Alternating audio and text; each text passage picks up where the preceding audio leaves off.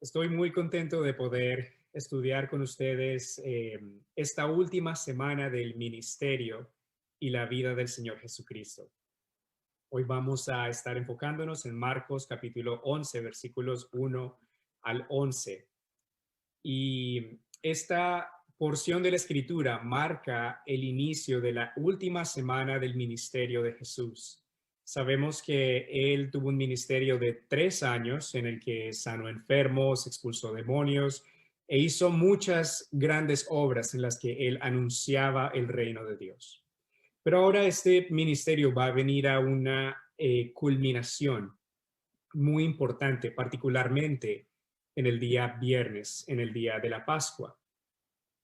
Jesús, antes de entrar a Jerusalén, en su entrada triunfal, como vamos a ver en esta porción de la Escritura, dijo en Marcos 10, 33 y 34 que le decía a sus discípulos: como pueden ver, ahora vamos camino a Jerusalén, y el Hijo del Hombre será entregado a los principales sacerdotes y a los escribas, los cuales lo condenarán a muerte y lo entregarán a los no judíos.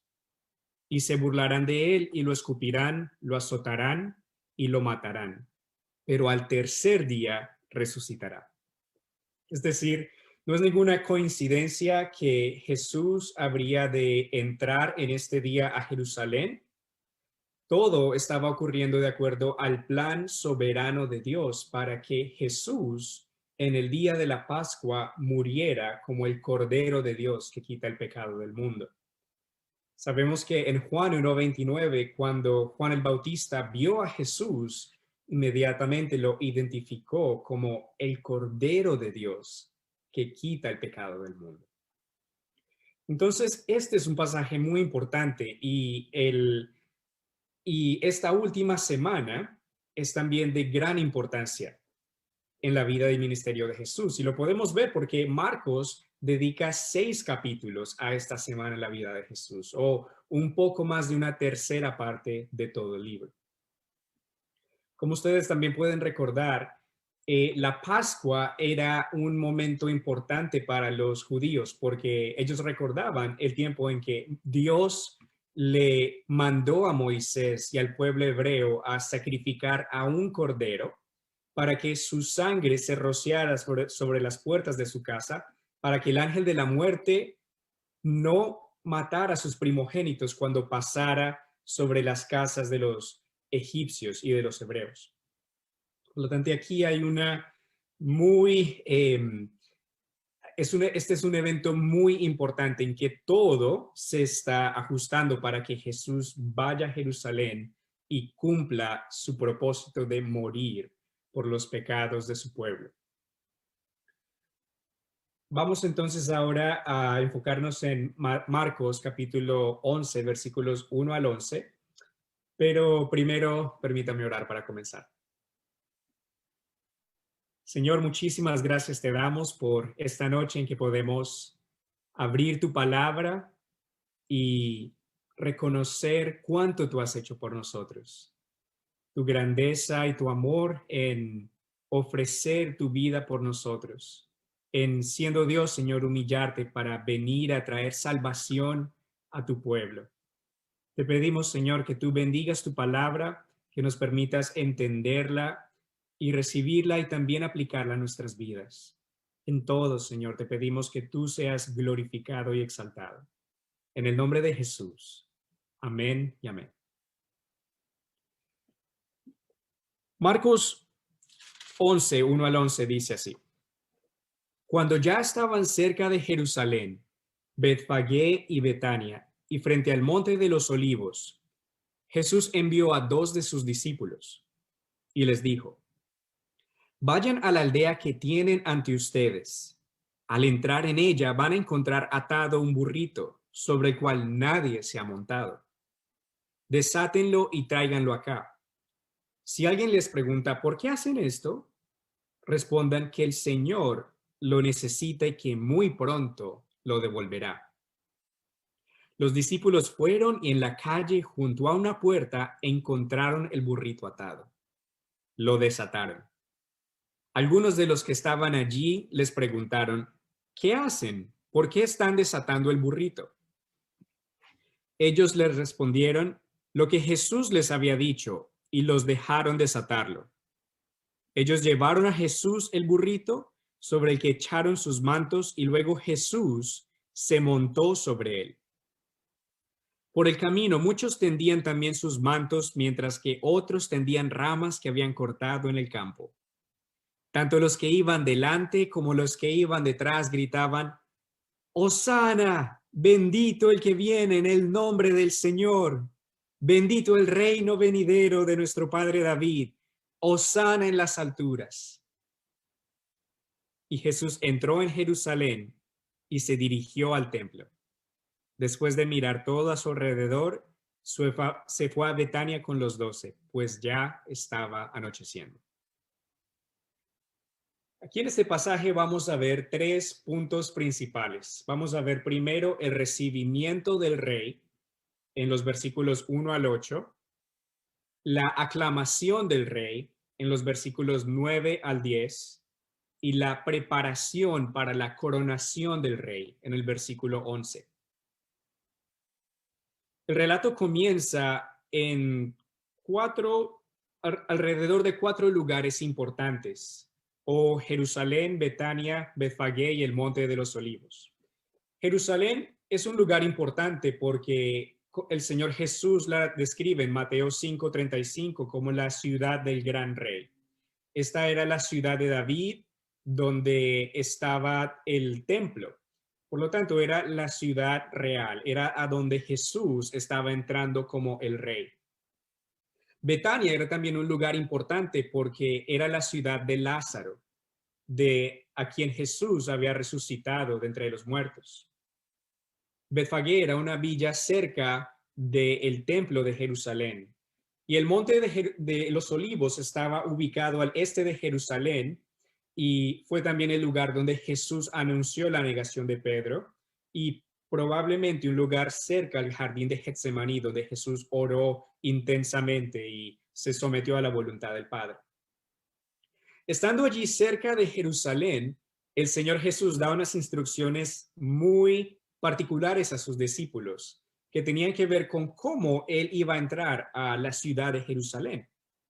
Él les dice que vayan a la aldea que tienen ante ustedes, posiblemente Betfagé, y que al entrar en ella iban a encontrar a un burrito que iba a estar atado probablemente a una pared y sobre el cual nadie se había montado. Jesús les manda a que lo desaten y que lo traigan a él. También le da instrucciones muy específicas acerca de qué decir en caso de que los dueños de este burrito le pregunten qué hacen. Él les manda a sus discípulos a decir: digan que el Señor lo necesita, pero que muy pronto lo devolverá. Los discípulos fueron a esta aldea cercana y encontraron el burrito tal y como Jesús lo había dicho. Y comienzan a desatarlo y sus dueños comienzan a preguntar: ¿qué hacen? ¿Por qué está desatando el burrito? Los discípulos les responden a los dueños del burrito tal cual como Jesús les había dicho y ellos le permitieron desatarlo. ¿Qué encomienda tan interesante? Un burrito.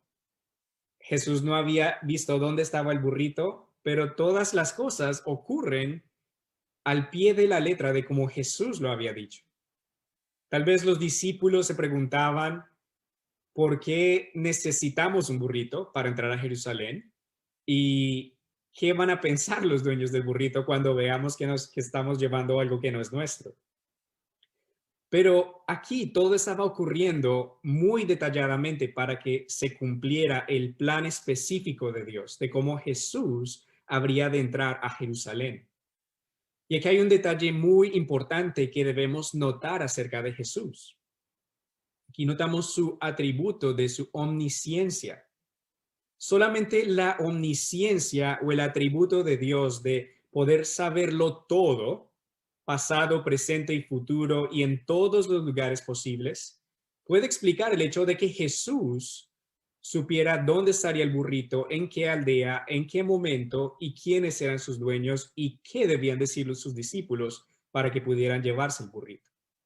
La omnisciencia es un atributo que solamente le pertenece a Dios. Y acá claramente nos muestra que Jesús tiene este atributo, sosteniendo la tesis y el mensaje principal de todo el libro de Marcos, que Jesús es el Hijo de Dios y que Él es Dios.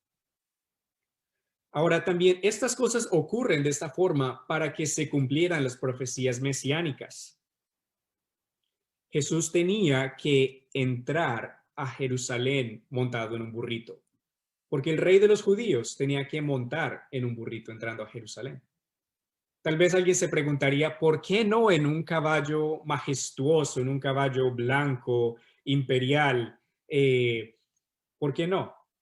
Pero era el plan de Dios que el rey de Israel entrara a Jerusalén en un burrito. Zacarías 9:9 es una profecía mesiánica que se está cumpliendo aquí en la vida del Señor Jesús. Allí dice, llénate de alegría, hija de Sión. Da voces de júbilo, hija de Jerusalén. Mira que tu rey viene a ti, justo y salvador y humilde, y montado sobre un asno, sobre un pollino, hijo de asna. Aquí, al pie de la letra, se está cumpliendo el plan de Dios de que el Mesías estaba entrando a su ciudad, justo, salvador y humilde, y montado sobre un asno. Esto me hace acordar también el nacimiento de Jesús. El nacimiento de Jesús ocurrió en una forma muy humilde, sin luces o sin grandes comodidades, pero ocurrió en un establo, en un pesebre, en una condición muy humilde. Dios, Jesús se humilló para hacerse como uno de nosotros y relacionarse con nosotros. Qué gran motivo de adoración y de alegría que el Señor se ha acercado a nosotros en Cristo. También podemos ver en el Antiguo Testamento que esta relación entre el rey y un asno tiene su raíz en la bendición de Jacob a su hijo Judá. Recordemos que Judá es aquel patriarca de cuya tribu iba a venir el Mesías, el Señor Jesucristo. En Génesis 49, versículos 8 al 12, dice así, Jacob bendiciendo a su hijo Judá. A ti, Judá, te alabarán tus hermanos. Sujetarás a tus enemigos por el cuello, y los hijos de tu padre se inclinarán ante ti. Tú, Judá, eres un cachorro de león. Tú, hijo mío, te apartaste de tu presa. Te encorvas, te echas como león. Te asemejas a un león viejo. ¿Quién se atreverá a despertarte? No se te quitará el cetro, Judá, ni el símbolo de poder entre tus pies, hasta que venga Silo y en torno a él se congreguen todos los pueblos. Con tu pollino atado a una vid, con tu borrico atado a una cepa. Lavarás tus vestidos en vino y en la sangre de las uvas tu manto, con los ojos rojos por el vino y por los dientes blancos por la leche. Por lo tanto, siempre ha habido esta relación entre el rey de los judíos y un asno, un burrito en el que el Señor habría de entrar a Jerusalén. En el camino, en este recibimiento del Señor Jesús también, vemos que los discípulos ponen sus mantos sobre el burrito y que Jesús se monta sobre el burrito y que muchos de aquellos que venían a Jerusalén por la Pascua también comienzan a recibir a Jesús poniendo sus mantos sobre el suelo. Es muy probable que a Jesús lo siguiera una gran multitud de personas que venían a la Pascua, al templo y a Jerusalén. Y Juan capítulo 12, versículos 17 al 18 nos dice que entre la multitud habían muchos de Betania que eran testigos de cómo Jesús había resucitado a Lázaro entre los muertos. Es decir, que podemos imaginarnos un momento de mucha alegría y gozo y de júbilo entre la gente que sigue a Jesús, de muchos gritos de gozo y de victoria, entre los que muchos ponen sus mantos en el suelo, como haciendo un tipo de alfombra roja para recibir al rey, para recibir a Jesús, que es como la celebridad en este momento. También muchos ponen palmas o ramas en el piso para recibir a Jesús.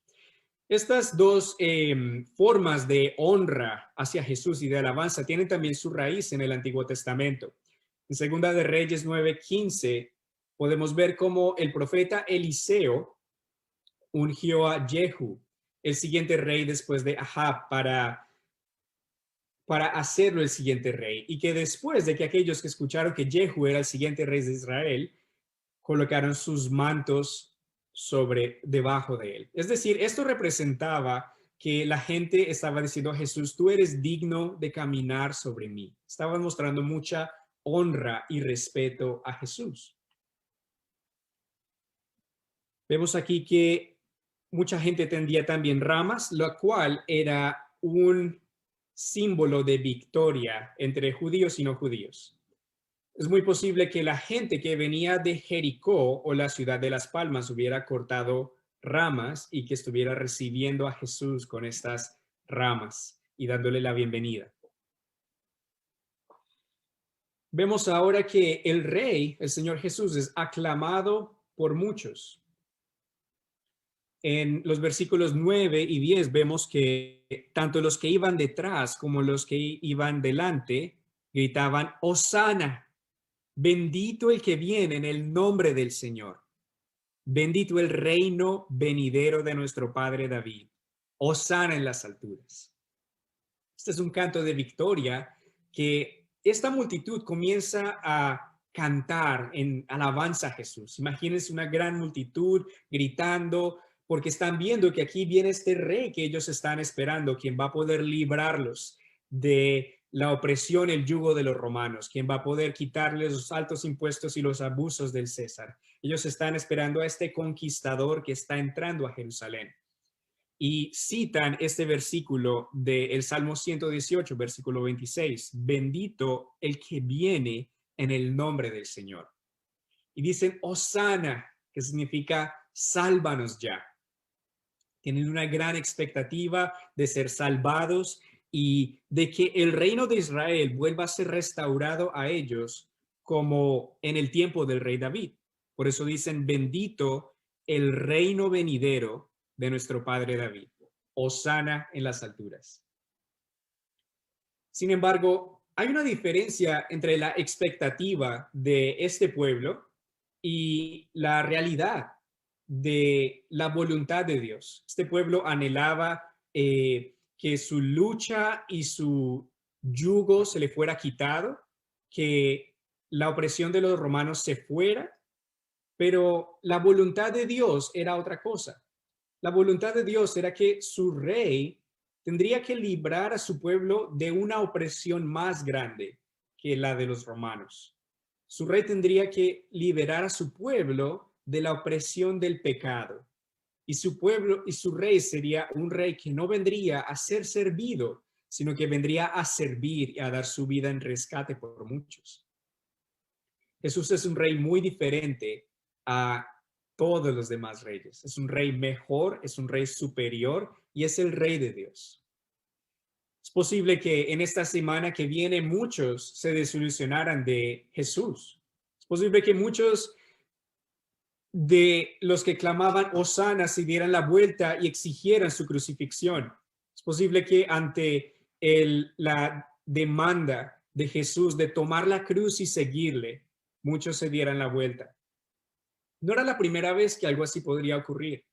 Cuando Jesús multiplicó los panes y los peces y alimentó a más de 5,000 personas, en el relato de Juan vemos que muchos querían tomarle a la fuerza para hacerle rey.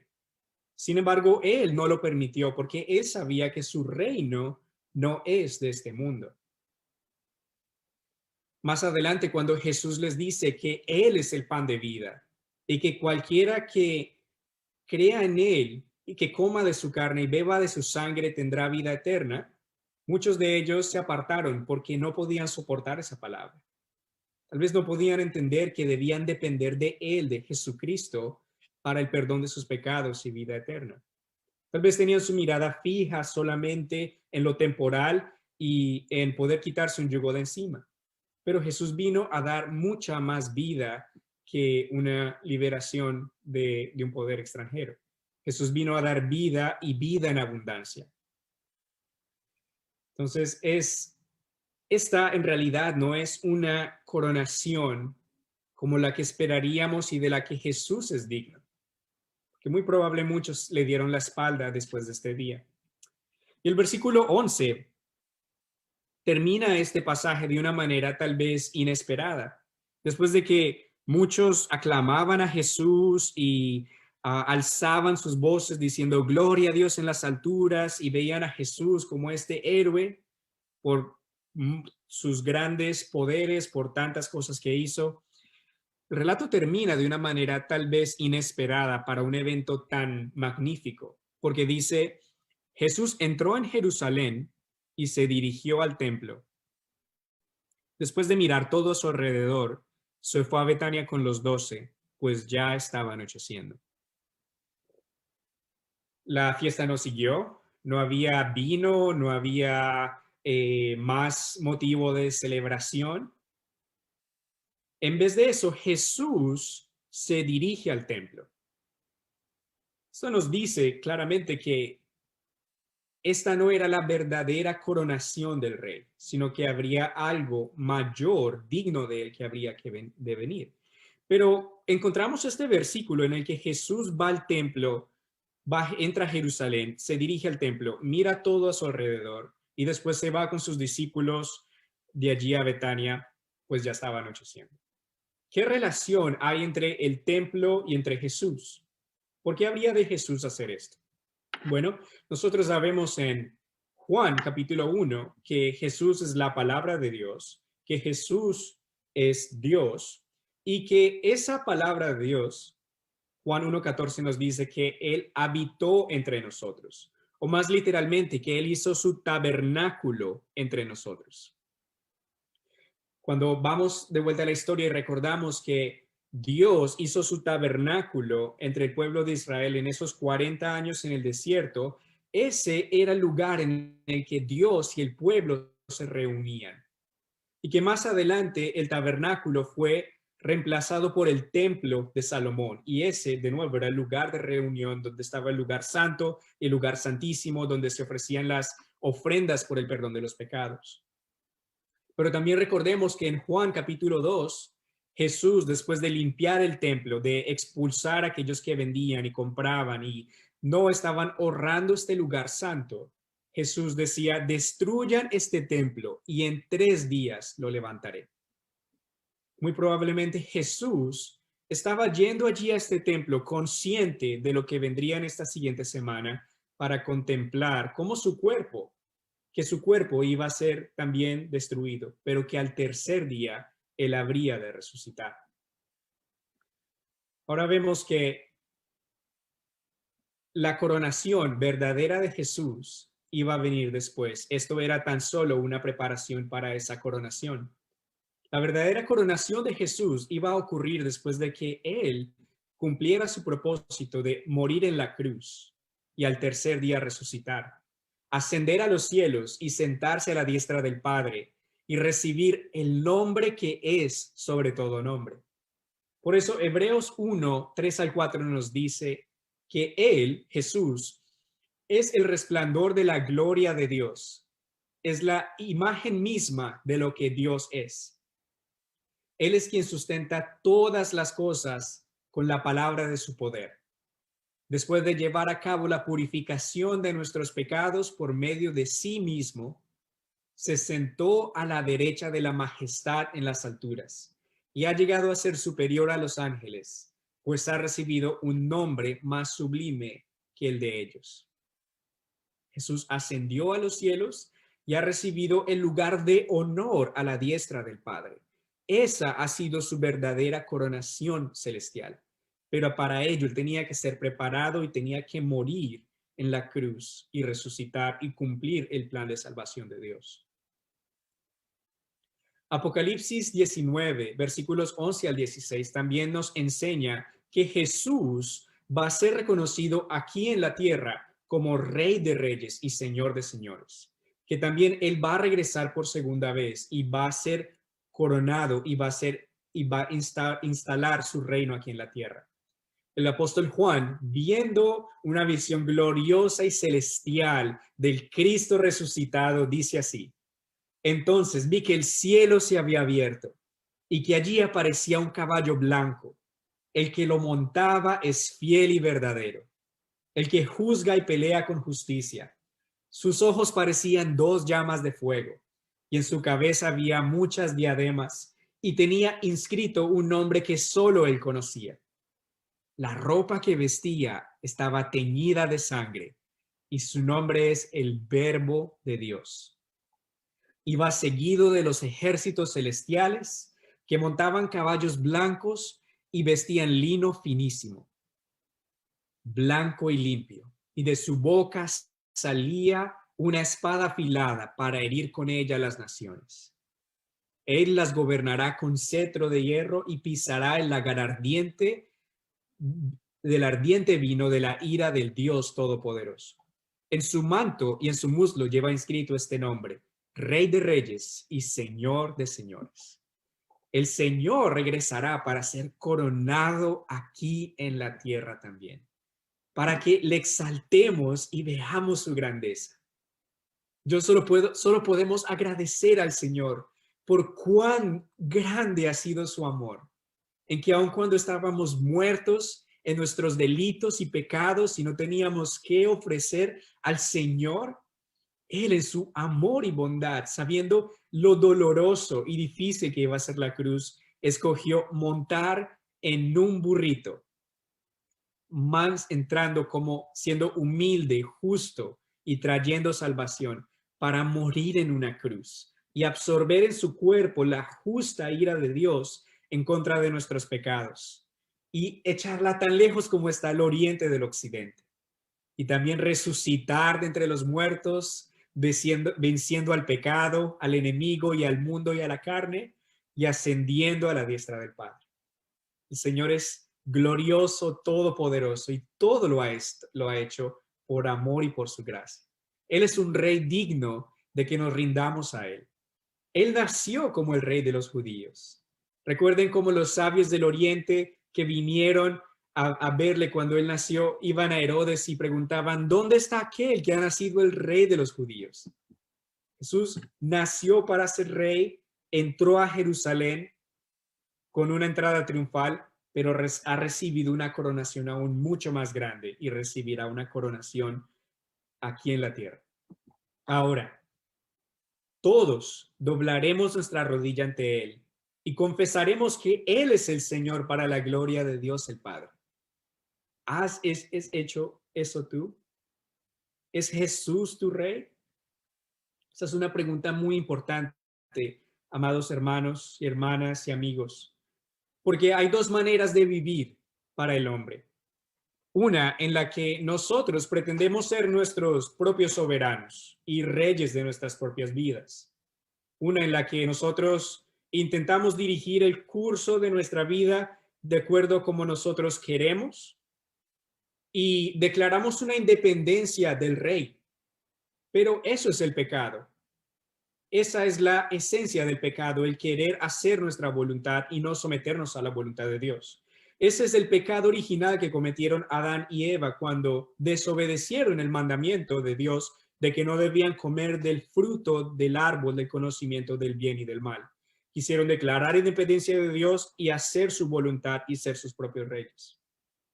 El pecado solo lleva a la muerte, solo lleva a una separación de Dios, una separación que solo trae dolor y una existencia en el infierno por siempre. Pero Dios, Jesucristo, ofrece una mejor alternativa. Una en la que Él ofrece ser tu soberano y reinar en tu corazón y dirigir el curso de tu vida y guiarte de una manera amorosa. Una en que Él ofrece perdonar tus pecados, pasados, presentes y futuros, por sus méritos, por su gloriosa muerte y por su gloriosa resurrección. Él promete darte una vida en abundancia, una vida con propósito para Él y una vida en la que también tú tienes la garantía de que reinarás con Él en los cielos. Esta es la mejor alternativa y esta es la vida que Jesucristo te ofrece. Y es lo mejor que nos puede pasar, porque no hay ningún otro rey como Jesús. Nosotros no podemos hacer el bien por nuestra propia cuenta. Y aun si tratáramos, nuestra voluntad tiende a hacer el mal. Pero Jesucristo ha venido a darnos un nuevo corazón y a darnos una nueva vida. Por lo tanto, ¿es Cristo Jesús el Rey de tu vida? ¿Has clamado a este Rey por misericordia? Este es el Rey verdadero, el Rey de la gloria, quien viene justo y humilde, trayendo salvación. Oro, amados hermanos y hermanas, que en este nuevo año 2021 sea un año y un año de muchos hasta que el Señor Jesucristo venga, en el que Él reine en la Iglesia Bíblica Sublime Gracia, en que Él reine en cada uno de nuestros corazones y que reine en nuestros hogares, que reine en nuestras decisiones, que reine en nuestra voluntad, que nosotros deseamos profundizar y sumergirnos en su palabra y en su amor, que también nos amemos unos a otros y que también llevemos su palabra a aquellos que necesitan escuchar estas gloriosas buenas nuevas de salvación del gran Rey. Oremos. Señor, te alabamos y te exaltamos porque tú eres el Rey de Reyes y el Señor de Señores. Te alabamos, Señor, porque ningún otro rey daría su vida por sus súbditos. Ningún otro rey, Señor, se humillaría para dejar su comodidad y su gloria y sus beneficios para dar todo por el beneficio de otros. Te alabamos, Señor, por ese gran amor con el que nos has salvado al dar tu vida por nosotros en una cruz, Señor. En una cruz sangrienta y dolorosa, Señor. Pero en una cruz que era el único modo para salvar nuestras almas. Te alabamos, Señor, y te agradecemos por esa gloriosa muerte en la cruz, por tu gloriosa resurrección de entre los muertos. También te agradecemos, Señor, porque tú eres nuestro Rey y nos sometemos ante ti, Señor. Te pedimos, Señor, que nos ayudes a desear someternos a tu soberanía y amarte en cada momento, Señor, porque tú eres el mayor bien, la más grande persona y el mayor tesoro que podamos tener. Nada se compara con tu gloria, con tu poder y tu amor. Te amamos, Señor, y te alabamos. Te pedimos que en esta semana, Señor, podamos vivir de acuerdo a tu voluntad y tu soberanía. En el nombre de Jesús. Amén.